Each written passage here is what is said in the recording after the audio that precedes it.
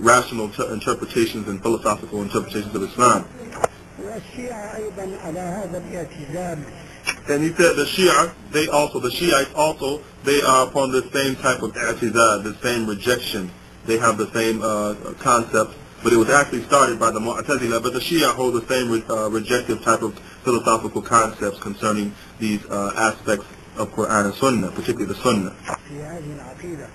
And specifically concerning this aqidah, this belief of seeing Allah in the hereafter.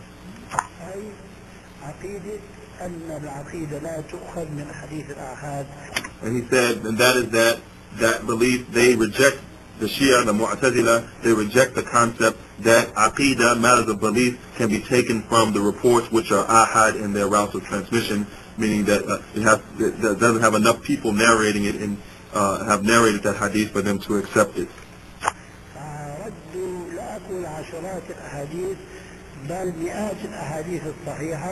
So in this foolishness, they have rejected, not, the Shaykh says, I don't say just tens of hadith, but rather they've rejected hundreds of authentic sahih hadith, merely because of this principle which they have set, and they are not even scholars of hadith.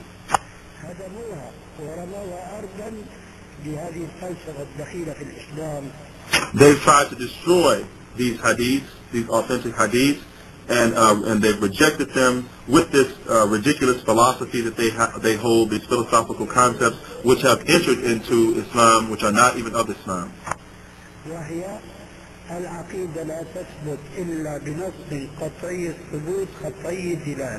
And that is their philosophical concept which they've invented, and that is that text cannot be accepted, aqidah cannot be confirmed, rather, aqidah cannot be confirmed and believed in except for if it's confirmed by a text which is solid or completely affirmable in its text itself, and also in that in its direction in which it's pointing to, that which it alludes to or is trying to prove. It also has to be an unarguable, or it has to meet with their what they can rationally not be argued against, or something like this.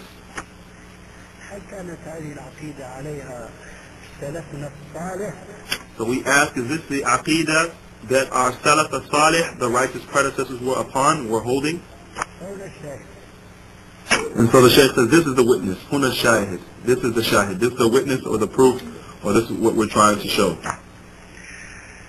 سلفنا الصالح من المقطوع لدى كل عالم درس سيرة النبي صلى الله عليه وسلم. So the Shaykh says, our predecessors, from that which is well established, with every scholar who has studied the biographical history of the Prophet sallallahu alaihi wasallam, وما تعلق بها من تاريخ سلفنا الصالح رضي الله عنه.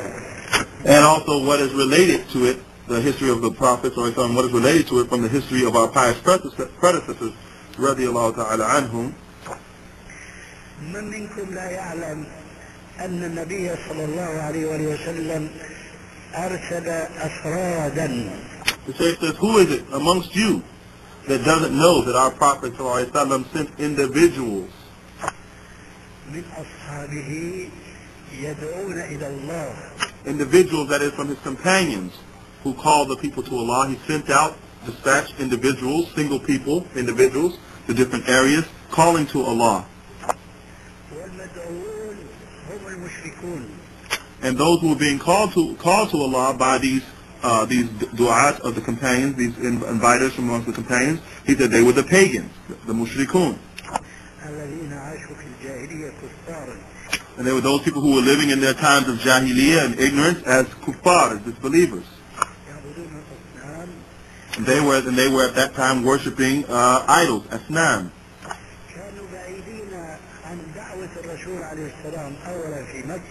And the Shaykh says they were very far away from the da'wah of Islam, the propagation of Islam, and that was firstly in Mecca.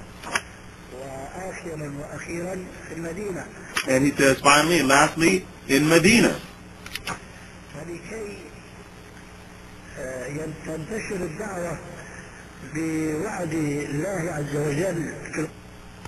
So the Shaykh says this was so that the message of Islam could be spread based upon the promise of Allah subhanahu wa ta'ala in the Quran.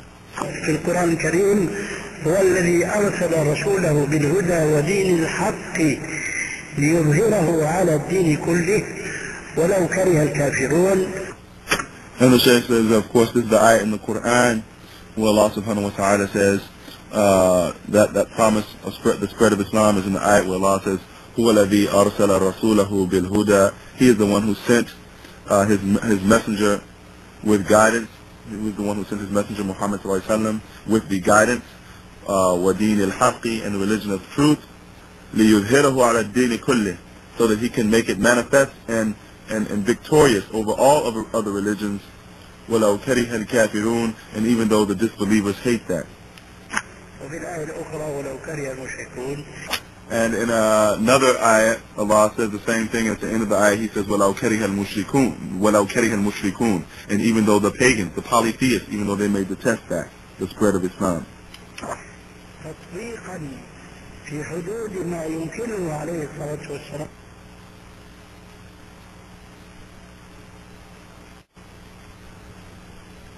So the Shaykh says this is according to the practical application within the limits of what the Prophet ﷺ was able to do, referring to this ayat, the spread of Islam, and the spread of the Huda, the guidance, and the Deen al-Haq, the religion of the truth. The practical application of that within the limits of what the Prophet ﷺ was able to do.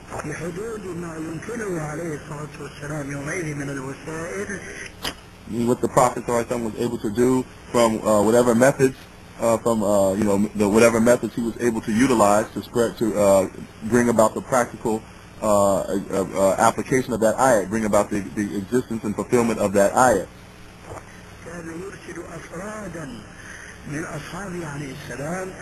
So in doing that, the Prophet ﷺ, from his methodologies of spreading this da'wah, he would send individuals from his companions, sallallahu alayhi wa sallam, radiyallahu anhum jami'an. He would send individuals from amongst his companions. He would send them as callers, inviters to Islam, du'at.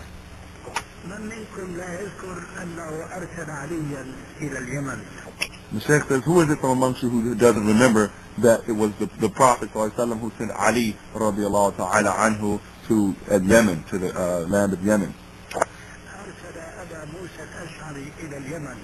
And that the Prophet ﷺ sent, on another occasion, sent Abu Musa al-Ash'ari radiallahu anhu to Yemen, to the land of Yemen. And also he sent Mu'adh ibn Jabal radiallahu ta'ala anhu to the land of Yemen, the area of Yemen. The Shaykh says, and these people, they were individuals.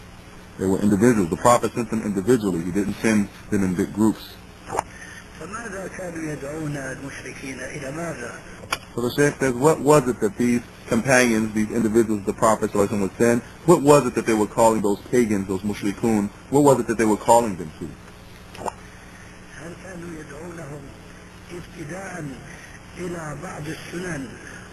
Was it that they called them in the beginning of that matter when they were sent to those people to firstly call them to some of the sunnahs of Islam, the sunnah aspects of Islam?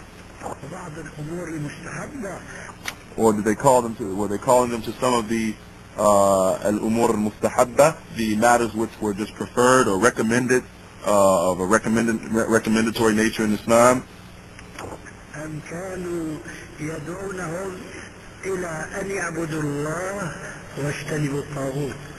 Or were they calling those people to that they and ya'budullah wajtanibu at-taghut, that they worship Allah alone and stay away from false deities, false objects of worship?